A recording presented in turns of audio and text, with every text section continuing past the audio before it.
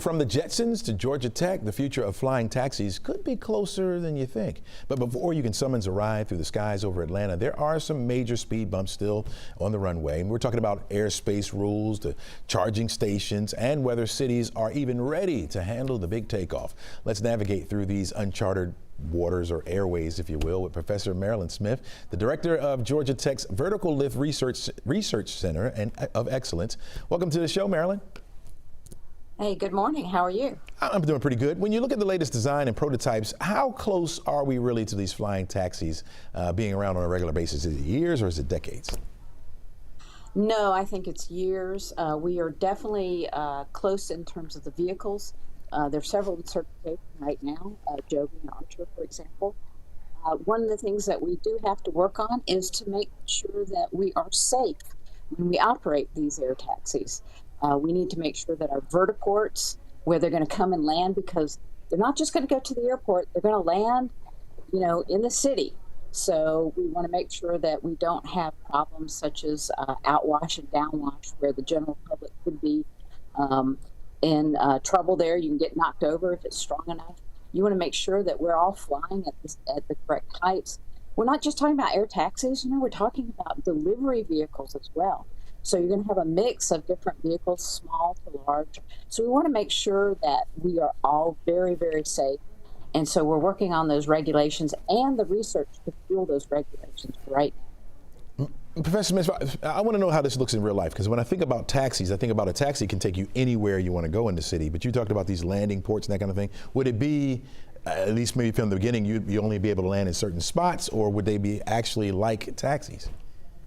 No, they won't be like a taxi per se. We're going to have specific landing spots. I think initially people thought, we could just land anywhere, but we really can't, because we have to make sure the public is safe. Probably what we're talking about are more like shuttles. Way back, we used to have the airport shuttles. They would pick you up at certain spots and take you to the airport. Something like that, where you would go to a vertiport, maybe take MARTA to a specific location, go up to the top of the building, and you'll have a vertiport there and take off. Go to Peachtree to Cab, go to Atlanta Hartsfield, go to Augusta, someplace like that. So it's not going to be a taxi per se, not like Uber, but more like a shuttle service. Gotcha. How is it different from a helicopter that we already see in the sky? Or is it the same? Well, we could use helicopters for this. In fact, they did in the 1970s and 1980s in New York City. But there were problems with that. We're working to make sure that we don't have those kind of problems.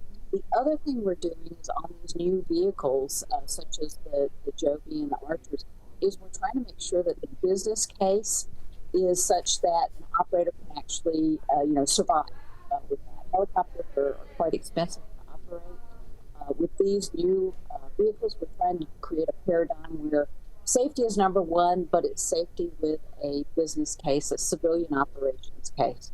Yeah. How is Georgia Tech shaping the technology behind this aircraft? Oh my goodness, we have been working for years and years on this. Georgia Tech is one of the 3 universities in the country who have been working on vertical lift. In the Center of Excellence, we've been doing it since 1982, but Georgia Tech, our aerospace department started as a vertical lift program in 1930, believe it or not. So we've been working for my entire career on this, developing vehicles, developing safer vehicles, and now we're working on a lot of those different aspects, not just the vehicle aspect, but the siting of vertiports, making sure that people are safe around the vertiports. Are the passengers going to be comfortable when they fly? Because we're going to be flying, in some parts below the building height, and that can get quite uncomfortable if you're not used to it. I got 30 seconds left here. How realistic could Atlanta be as one of the launch pads for this service? Oh, we already are. There's a lot of interest here. People are talking about where to site the vertiports now, where to get out. Here's the thing. Atlanta's traffic, it's no surprise Atlanta traffic is not good. A small fraction of people using this service can dramatically impact our traffic. I don't think it'll start immediately, but it does have the aspect maybe in a decade that we can start looking at some relief from all the traffic that we have. All right. Thank you, Professor Smith. Really appreciate you joining us, and we look into the future to be like the Jetsons, more like the Jetsons anyway, to fly around. Thanks so much.